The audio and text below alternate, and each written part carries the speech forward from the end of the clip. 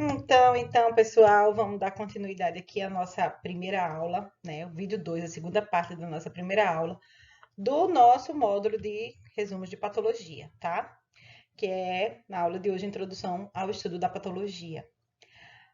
Nós vimos no primeiro vídeo, e nós vamos continuar agora vendo, diferentes concepções no tempo e no espaço que alguns povos, eu trouxe alguns exemplos de alguns povos e como era o entendimento deles a respeito do processo de estar saudável e do processo de estar doente, né? E na verdade é um processo só, né? O adoecimento.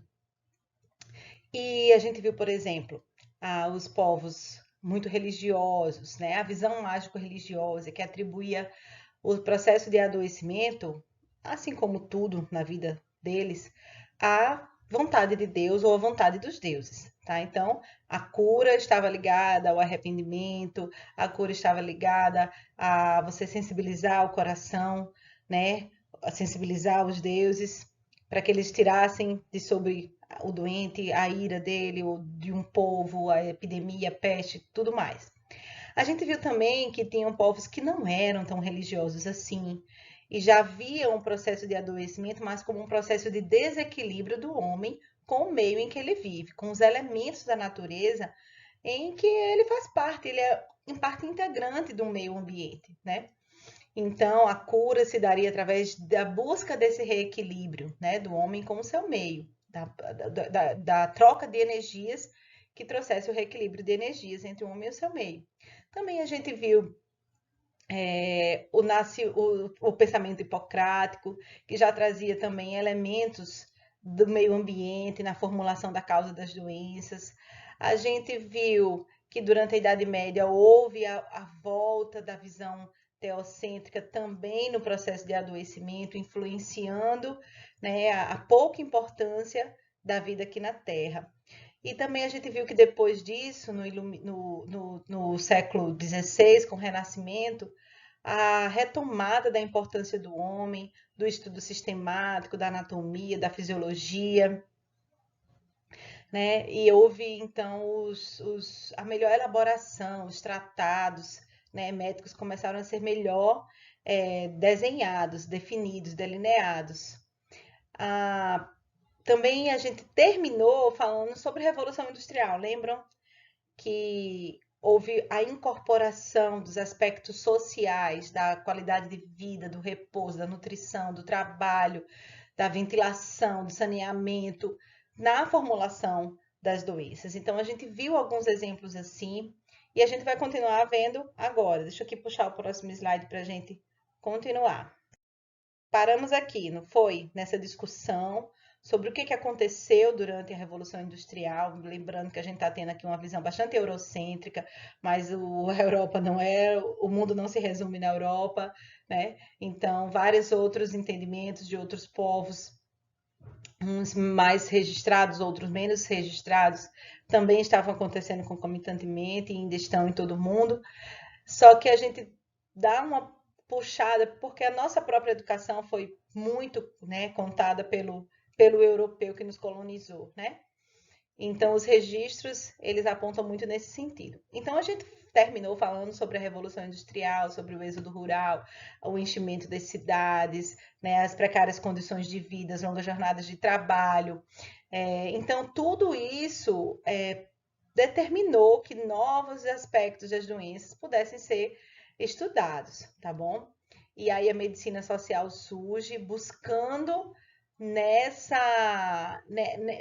novo padrão de vida, nessa nova rotina, né, a explicação sobre muitas das doenças que surgiram. A gente terminou com essa charge, vamos dar uma lidinha para a gente continuar daqui para frente, tá bom? Diz assim, em 5 anos o SUS gasta 1 bilhão, né, com doenças por falta de saneamento. Boas notícias. O senhor está curado da doença que contraiu daquele esgoto a céu aberto ao lado da sua casa.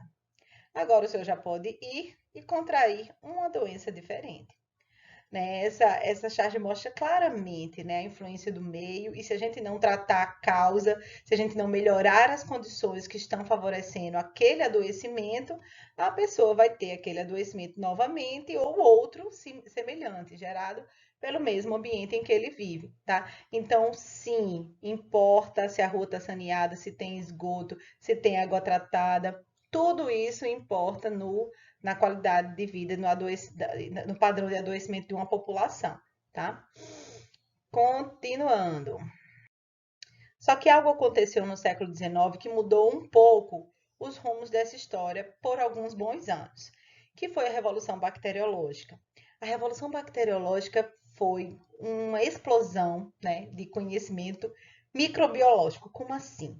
O desenvolvimento das lentes de aumento, do desenvolvimento da microscopia de luz foi revolucionário no século XIX, que permitiu a visualização de micro-organismos muito pequenos, assim como o desenvolvimento de meios de cultura e de técnicas de coloração que permitiram a visualização desses micro-organismos lá no microscópio. Micro-organismo é um organismo tão pequeno que precisa de um microscópio para que possa ser visto, tá bom?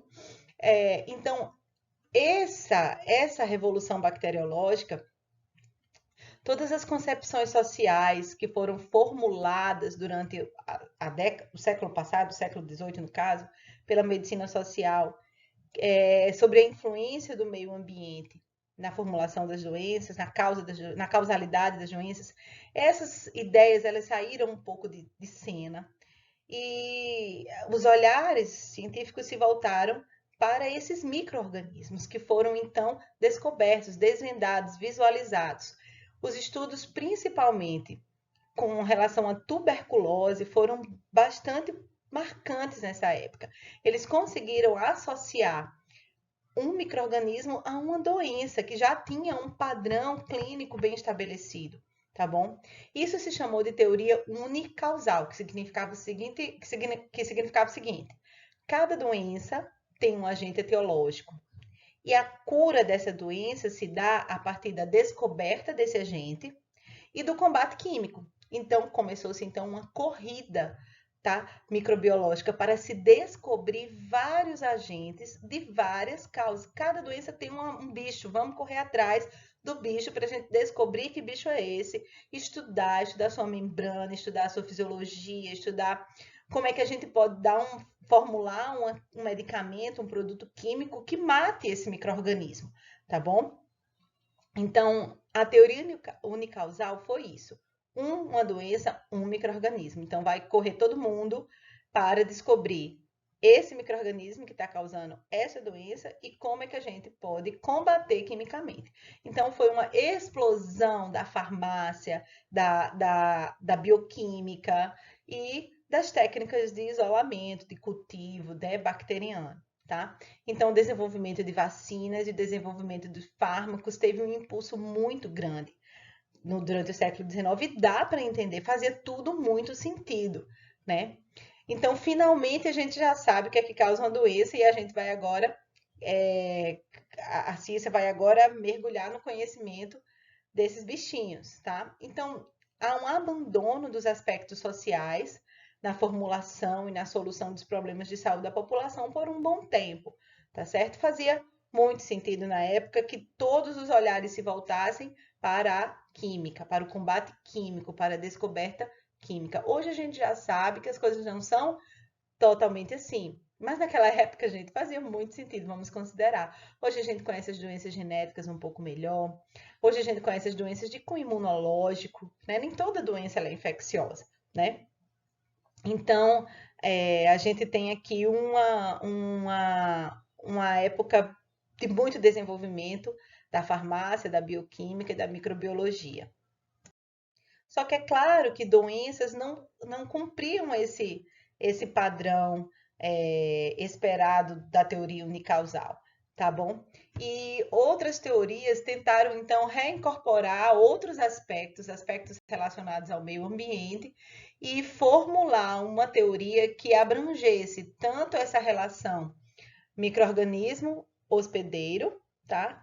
quanto os fatores influenciadores do meio ambiente. Então, no início do século XX, a teoria ecológica multicausal, ela teve uma grande aceitação, que se chamava de tríade ecológica. Bombava no início do século passado a tríade ecológica, que dizia o seguinte, que existe um hospedeiro, tá bom? Esse hospedeiro vai entrar em contato com um agente, e se o meio ambiente for favorável, aquele agente vai causar uma doença naquele hospedeiro, tá? Então, assim, por muito tempo reduziu-se também esse aspecto do meio ambiente. Vou dar um exemplo bem claro para o pessoal aí da odonto. A gente tem um dente, uma superfície dentária, tá certo? O que é que causa cárie naquela superfície dentária? A gente tem um agente, vamos lá, o Streptococcus mutans, que é uma bactéria produtora de ácido. Então, se você tem um Streptococcus mutans e você tem uma pessoa, ele precisa de um ambiente favorável. Um ambiente favorável é quando você coloca muito açúcar. Então, ele pega o açúcar, que está lá disponível no meio ambiente, e produz ácido e dissolve, né, desmineraliza a superfície dentária do hospedeiro, causando uma doença chamada cárie, tá? Só que a gente vê que esse meio ambiente aqui está muito resumido. A gente pode colocar muitas coisas nesse meio ambiente hoje em dia, né? A gente pode colocar muitos aspectos sociais. Será que a pessoa tem a escova? Será que a pessoa pode come essa dieta super açucarada porque ela não tem acesso a outras, a fibras, a frutas, a verduras? Será que, né? Ah, vários outros elementos que a gente coloca aqui. Será que é uma casa que ela mora tem água encanada onde ela possa chegar lá, escovar o seu dente? Então, será que ela tem pai, mãe ou responsável a criança, né, por exemplo, que lhe mande todo dia fazer isso? Então, não são apenas aspectos físicos que estão envolvidos, aspectos comportamentais, aspectos educacionais, aspectos culturais, todos estão envolvidos. Não é apenas mais uma tríade, tá bom? Essa tríade tem que estar dentro de um ambiente muito menos reducionista, deve estar. Mas foi aqui uma tentativa do início do século XX de incorporar, de dar a importância que o meio ambiente de fato tem no processo de adoecimento, né, de um agente etiológico sobre um hospedeiro.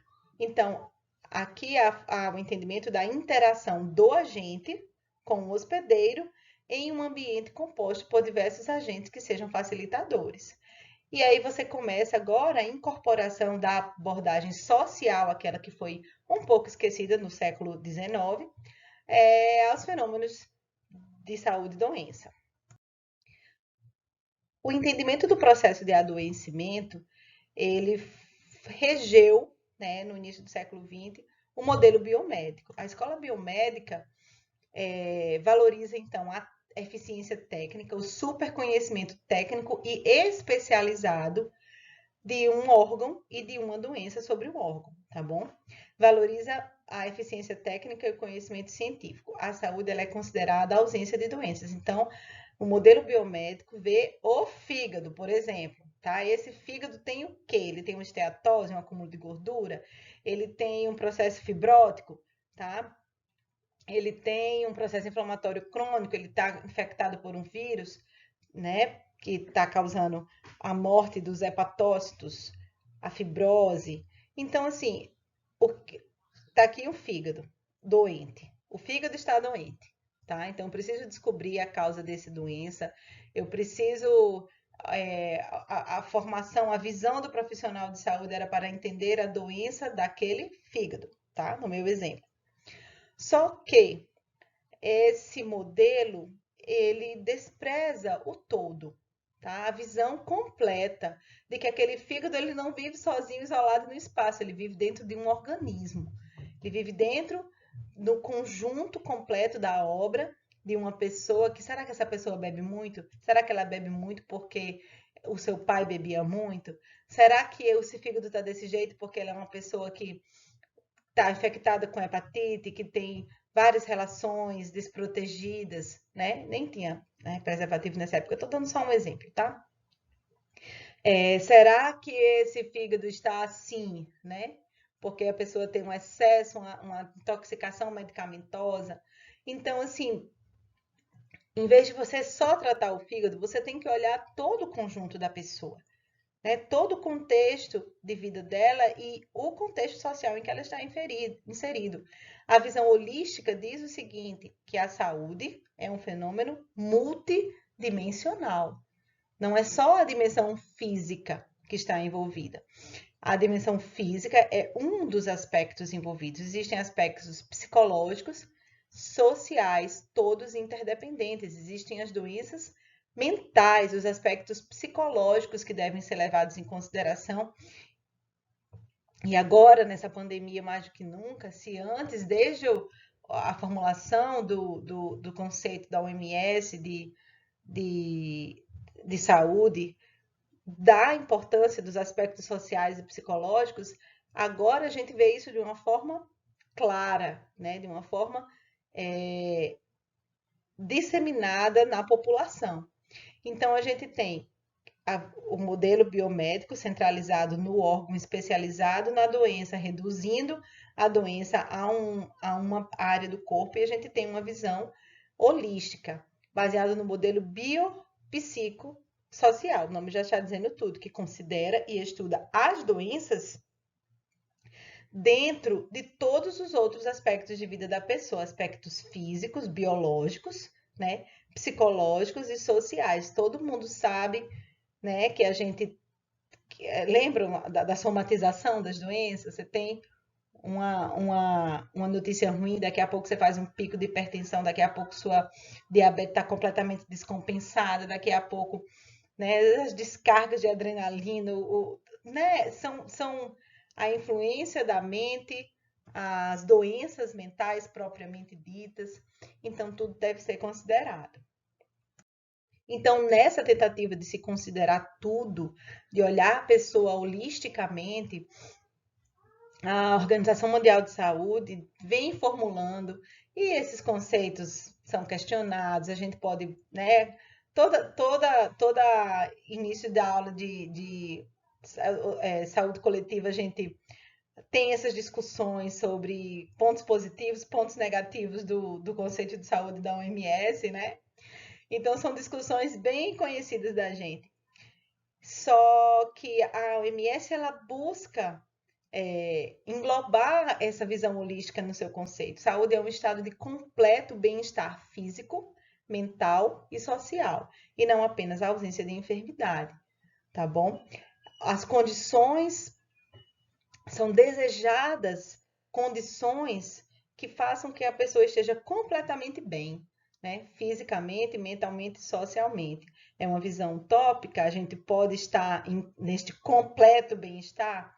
Provavelmente não podemos, é uma visão utópica, mas vale a intenção de englobar vários aspectos nessa discussão da saúde e ampliar essa discussão, tirá-la do modelo reducionista. Óbvio que vale, tá? E a gente vai, conversa e muda e discute essas formulações com o tempo. A gente pode definir, então, que o processo saúde e doença representa o conjunto de relações e de variáveis que produz e condiciona o estado de saúde e doença de uma população. Essas relações, essas variáveis, elas se modificam nos diversos momentos históricos e do desenvolvimento científico da humanidade. E vão estar atreladas à evolução tecnológica, sem dúvida. Antes a gente tinha que esperar um nódulo mamário ficar grande, palpável, para que, né, alguns poucos décadas atrás, visível, endurecido, palpável, para que um câncer de mama pudesse ser descoberto. Hoje você já tem os métodos de visualização, né, os exames de imagem que detectam ele pequenininho, né, dá um diagnóstico precoce muito bom. Então, a evolução da tecnologia está relacionada com o entendimento, sim, da realidade da consciência de saúde e doença de uma população. e o avanço das condições socioeconômicas. A gente vive num mundo extremamente desigual, a gente vive num país extremamente desigual, em que você tem uma medicina de ponta para alguns e zero assistência em saúde para outros, né? Pessoas que moram em áreas remotas, áreas de difícil acesso, pessoas que estão fora, né, do sistema por algum motivo, pela dificuldade de acesso ao sistema. Então, você tem que os fatores socioeconômicos, o poder aquisitivo, as informações, né, elas pesam muito nessa equação do processo saúde e doença. E mais uma tentativa de expandir esse conceito, de tratar esse conceito, a gente pode dizer que a saúde e a doença, elas são estados de um mesmo processo, composto por fatores biológicos, sim, econômicos, sim, culturais, sociais, mentais, religiosos, tá? Vários fatores estão, têm parte nessa equação, tá bom? Os mesmos fatores que possibilitam ao homem viver, que são alimento, água, clima, habitação, trabalho, tecnologia, relações familiares e sociais, etc., são os mesmos que podem causar variados tipos de doenças, doenças emocionais, doenças mentais, doenças físicas, doenças crônico-degenerativas, doenças infecciosas. Então, esses mesmos fatores que permitem ao homem viver também lhe permitem adoecer, porque é um processo.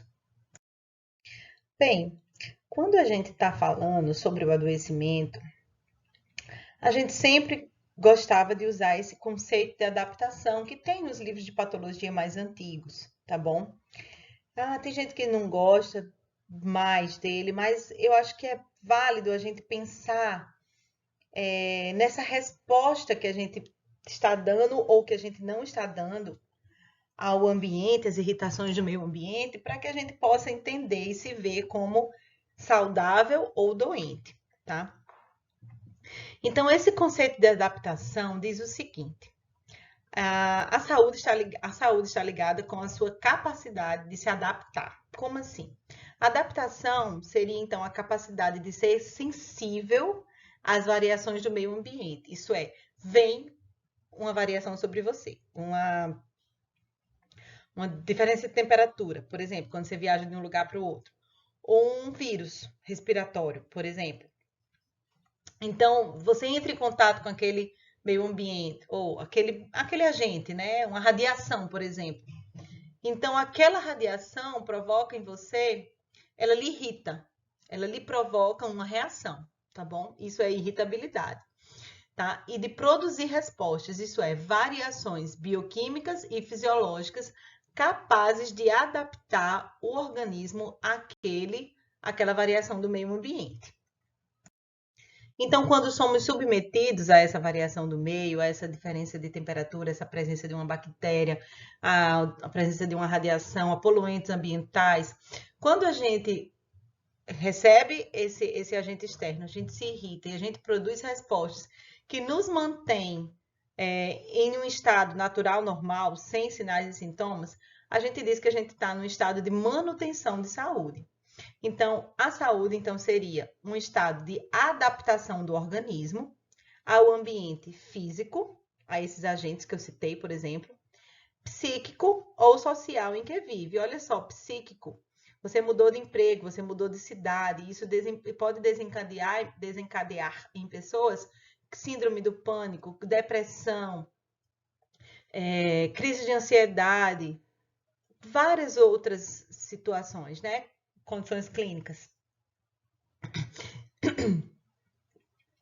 Então, se aqueles estados, aquelas variações vêm sobre nós e a gente consegue se adaptar, a gente está se sentindo bem com aquela mudança, então a gente tem saúde subjetiva, porque a gente está se sentindo bem, e não apresenta sinais ou alterações orgânicas evidentes. Então, a gente tem uma saúde objetiva, tá? Nem estamos nos sentindo mal com aquelas mudanças todas e nem estamos apresentando Sinais e sintomas, ninguém está espirrando, ninguém está com coriza, ninguém está com ente, ninguém está com febre, ninguém está, mesmo com a mudança, mesmo com aquilo que aqui fomos expostos. Então, a gente está, então, preservando um estado de saúde, digamos assim. E nesse caso, a doença seria, então, um estado de falta de adaptação ao ambiente físico, psíquico ou social. Então, o que acontece? Houve uma variação no local, o seu organismo não se adaptou, a pessoa sente-se mal, isso é, apresenta sintomas desagradáveis, ruins, que podem ser relatados, e ou apresenta alterações orgânicas evidenciáveis, sinais, tá bom? Sinais que aquilo está errado. Aquela radiação está provocando isso na pessoa, aquela toxina está provocando aquela infecção intestinal. Tá? Então, quando sai do normal e a pessoa apresenta-se, sente-se mal, apresentando sintomas, né, ruins, e tem sinais evidenciáveis, então aquele processo é um processo patológico, tá bom? Representa, então, um estado de desvio de adaptação, porque todo mundo consegue se adaptar a pequenas mudanças, a micro-organismos pouco virulentos, mas quando esses desvios, né, essas mudanças, elas ultrapassam a nossa capacidade de se adaptar, então a gente entra agora num estado patológico e pode desenvolver uma doença que pode ser grave ou não ser grave.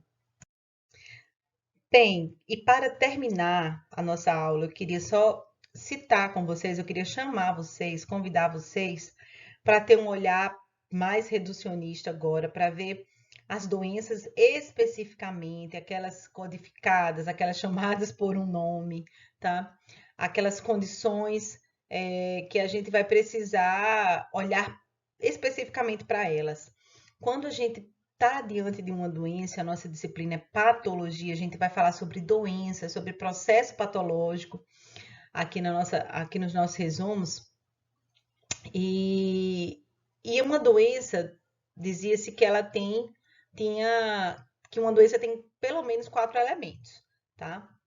Que são a sua etiologia. Toda vez que você estiver diante de uma doença, você vai pensar que aquela doença ela tem uma causa, tá bom? A causa daquela doença pode ser uma causa endógena ou pode ser uma causa exógena, isso é, pode vir de dentro ou de fora, tá bom?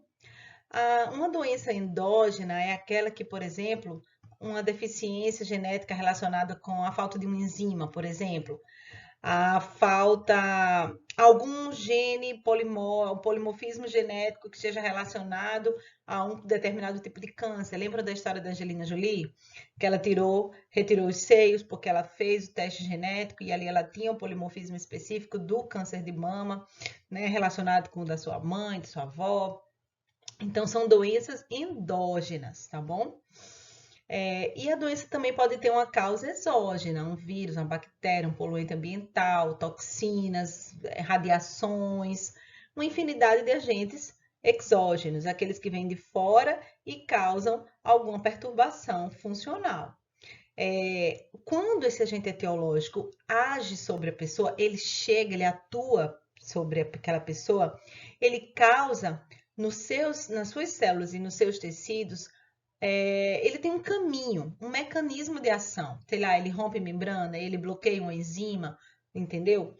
Ele muda a expressão gênica daquela célula, ele causa lise daquela célula, a morte dela. Então, aquele agente etiológico tem uma patogênese. Patogênese significa pato, doença, gênese, formação.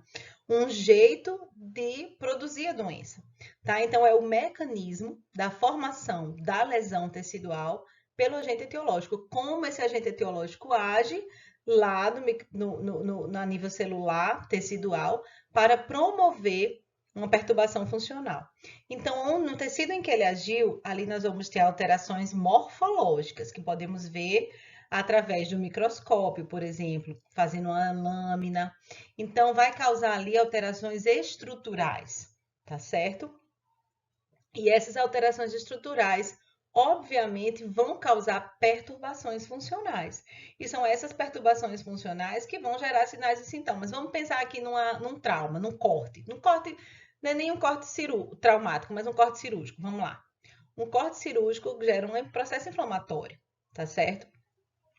Esse processo inflamatório, aquele trauma gerado pela lâmina do bisturi vai gerar necrose tecidual, ruptura de membranas, extravasamento do conteúdo citoplasmático e vai gerar ali um processo inflamatório. Quando a gente faz a lâmina, a gente vê todas essas alterações morfológicas ali naquela região, se a gente fizesse uma lâmina ali, né?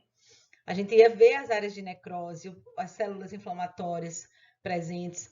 Então, esse ambiente inflamatório causado por um trauma, vai gerar perturbações funcionais, vai gerar dor, né, compressão de terminais nervosos, geração de mediadores químicos inflamatórios, edema, que é o aumento de volume, né, que mais? E as características específicas de um processo inflamatório local, tá? Então, no caso, se fosse um trauma não cirúrgico, né? Um trauma provocado por um acidente, por um espinho, por um acidente em geral, um incidente, um acidente, ia gerar os mesmos caminhos, tá certo? Então, gerando perturbações, dor, incômodo, desconforto, vermelhidão, edema, vários sinais e sintomas que são gerados naquele local. Então, quando a gente vai pensando num processo patológico, a gente pensar em tudo isso, tá bom, pessoal? E a partir de agora, nas nossas próximas aulas, a gente vai caminhando nessa questão tecidual, no quanto tecidualmente os agentes etiológicos, como eles agem, até gerar nos sinais e sintomas que a gente vê especificamente lá na semiologia, como interpretar esses sinais e sintomas e ligá-los às causas das doenças, tá bom? Então, espero que vocês tenham gostado dessa aula. Deixe aí o seu like, tá bom? E assista de novo quando você precisar de uma revisão sobre o assunto. E vamos lá. Tchauzinho, até a próxima.